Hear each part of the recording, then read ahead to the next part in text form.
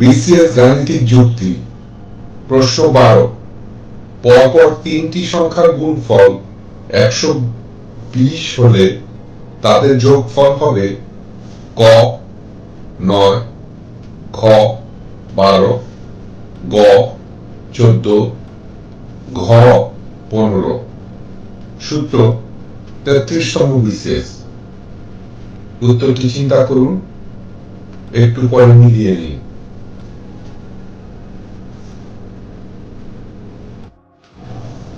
সঠিক উত্তর গ 15।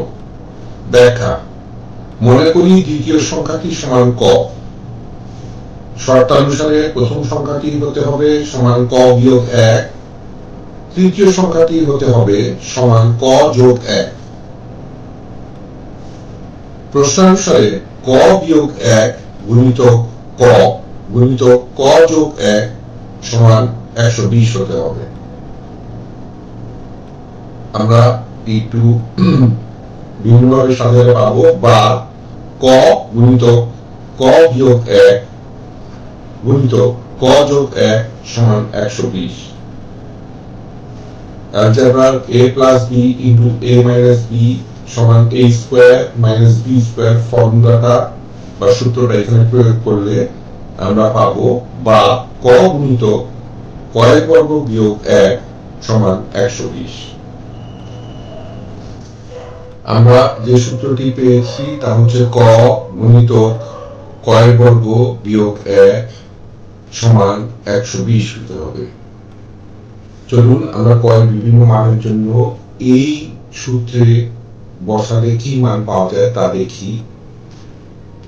ক সমান 0 হলে সমীকরণের মান হবে 0, ক সমান 1 হলে সমীকরণের মান হবে 0, ক সমান 2 হলে সমীকরণের মান হবে সমান 6, ক সমান 3 হলে সমীকরণের মান হবে 24, ক সমান 4 হলে সমীকরণের মান হবে 7 এবং ক সমান 5 বসালে আমরা সমীকরণের মান পাবো 120, যা আমাদের সমীকরণের যা প্রযোজ্য তার সাথে মিলে যাচ্ছে। অর্থাৎ বা সুতরাং ক বা দ্বিতীয় সংখ্যাটি সমান হবে 5।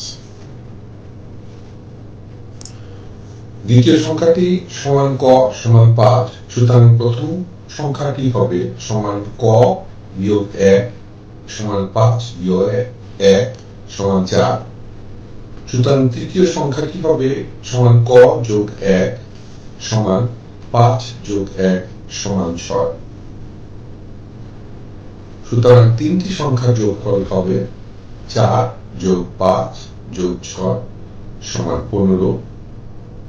উত্তর ঘ 15। ধন্যবাদ। টিউটোরিয়াল দেখার জন্য আপনাকে ধন্যবাদ। আপনার যদি কোনো প্রশ্ন থাকে তবে আমাদেরকে rhkstorecoua@gmail.com এ ইমেল করুন বা মন্তব্য বিভাগে লিখুন। আমাদেরকে অনুপ্রাণিত করার জন্য সাবস্ক্রাইব করুন, থামস আপ দিন বা লাইক দিন। আপনার বন্ধুদের সাথে শেয়ার করুন এবং নতুন টিউটোরিয়াল পেতে বেল আইকন টিপতে ভুলবেন না।